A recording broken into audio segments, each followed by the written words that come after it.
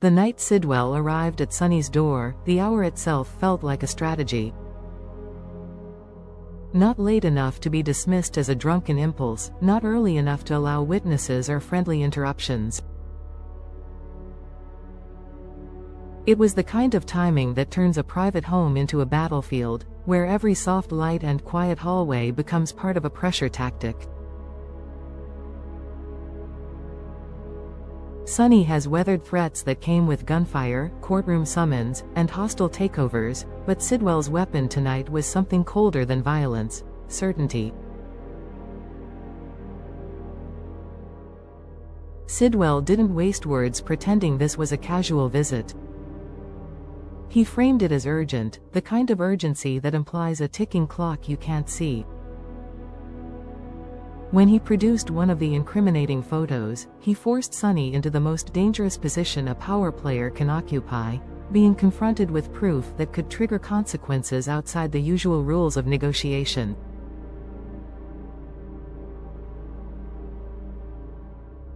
This wasn't gossip or rumor. This was the kind of evidence that can be dropped into the public arena like a match into dry brush. Then came the demand.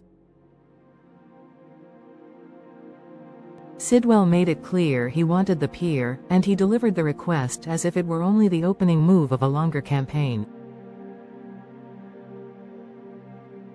The pier wasn't just property. In Sonny's world, it symbolized leverage, access, and the map of influence. Demanding it wasn't about money alone. It was about forcing Sonny to admit that a stranger with a photo could redraw the boundaries of his empire. And by implying he would keep returning for more, Sidwell planted the real threat: that obedience now would only guarantee humiliation later. The coercion deepened when Sidwell introduced Marco Rios into the equation. The message was crafted with the precision of someone who understands how to weaponize liability. If Sidwell or Marco were harmed, the police would receive the photos along with the gun used to kill Dalton, covered in Laura's DNA. The line was meant to eliminate every retaliatory path Sonny might consider. It wasn't just blackmail, it was a preemptive strike against Sonny's instincts. Sidwell was essentially saying that any attempt to end this problem permanently would become a trap that snaps shut around Laura. For Sonny, that detail wasn't simply a threat. It was a cage. Sidwell had found a way to shift the battlefield from Sonny's territory of calculated risk into a space where every move could injure someone Sonny refuses to sacrifice. The gun detail made the blackmail intimate and surgical. It wasn't merely that Laura could be implicated. It was that the chain of evidence was framed to make her the headline, the scandal, the casualty.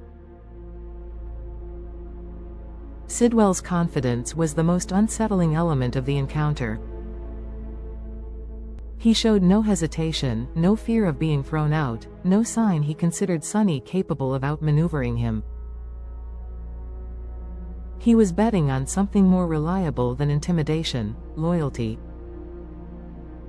He believed Sonny would not leave the country and abandon Laura because they are faithful to each other. That assumption was both accurate and insulting.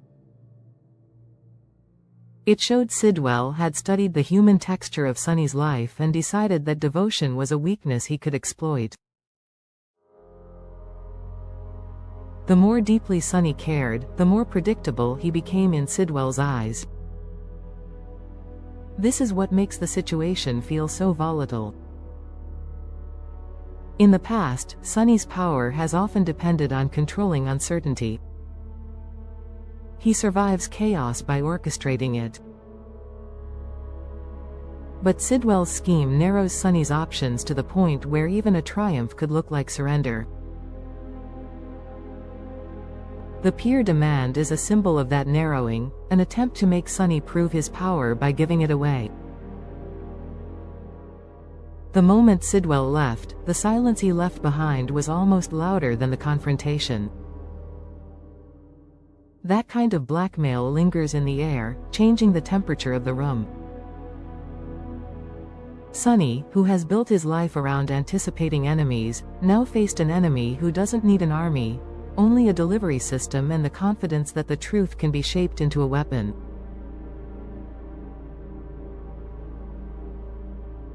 Then Laura called.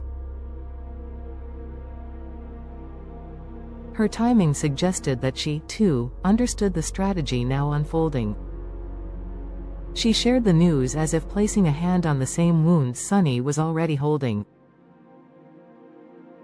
When Sonny admitted Sidwell had just visited, the realization between them was immediate. This wasn't a single threat aimed at one person. This was a coordinated siege designed to isolate them and force them into decisions that could fracture their alliance.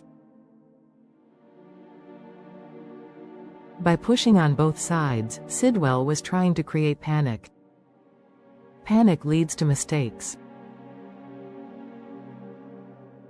Mistakes lead to leverage. Laura's question, "What will they do?" carried the weight of 1,000 unspoken fears. Because the truth is that blackmail is never only about the crime it exposes. It's about the future it steals. A person being blackmailed loses the right to act freely. Every choice becomes a response to the manipulator's next move. If Sidwell succeeds, Laura doesn't just risk legal consequences, she risks being trapped in an endless loop where her safety depends on Sonny's concessions. Sonny's answer was calm, but not complacent. He assured Laura they would figure it out, an assurance that sounded less like comfort and more like a promise of counterattack. That's the heart of Sonny's survival instinct. When someone tries to corner him, he doesn't simply seek escape, he seeks a way to reclaim the narrative. The key words here are control. Sidwell's entire operation is built on the belief that Sonny can be controlled through Laura. Sonny's response implies that he's already searching for the flaw in that assumption. Because Sidwell's plan, bold as it seems, may be overconfident in one crucial area. Blackmailers are powerful only as long as they remain untouchable, legally, socially, strategically. The risk Sidwell takes by escalating demands is that he turns a moment of leverage into a sustained war. Sonny can survive a wound. What he doesn't tolerate is a long-term occupation of his life. The peer demand is the kind of move that invites a countermove designed to break Sidwell's supply line, his credibility, his protection, or his ability to control the evidence. And Laura, for all the danger surrounding her name, is not a passive figure in this kind of storm. Sidwell's confidence assumes she will remain fully dependent on Sonny's shield. But a threat of this scale has a way of transforming allies into strategists. If Laura is frightened, she is also highly motivated to prevent her identity from becoming Sidwell's permanent weapon. The gun detail, the photos, the implied dead man's switch, it all suggests a carefully arranged trap. But carefully arranged traps are still traps, and traps can be studied. So the tension heading forward isn't just about whether Sonny will give up the peer. It's about whether Sidwell has underestimated the bond he is exploiting. Loyalty can be a vulnerability, yes, but it can also be a force multiplier. Two people who trust each other can act faster, coordinate more cleanly, and withstand psychological pressure that would break a single target. Sidwell wants Sonny to believe the only path to safety is compliance. He wants Laura to believe the only path to survival is Sonny's sacrifice. If that belief takes root, Sidwell wins without firing another shot. But Sonny's reassurance suggests he intends to do what he always does when someone tries to dictate the terms of his world. He will search for a third option. The one Sidwell doesn't anticipate. For now, the chessboard is set. Sidwell has introduced evidence, demands, and consequences that hinge on a terrifying conditional statement: hurt me, and Laura falls with me. But the more Sidwell repeats that threat, the more he reveals how much he is relying on it.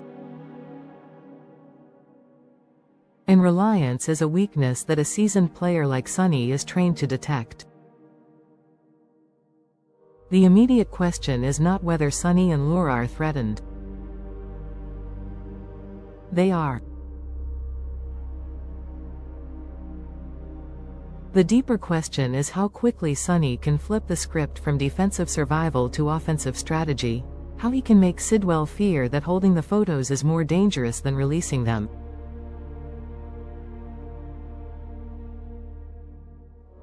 That is the kind of psychological reversal Sonny has achieved before, and the kind of reversal that could turn this late-night ambush into Sidwell's biggest miscalculation. Until then, the crisis remains what it was built to be: personal, public, and explosive. Up here is just a beginning. The real war will be over who owns the next move, and whose loyalty becomes a chain, and whose loyalty becomes a weapon.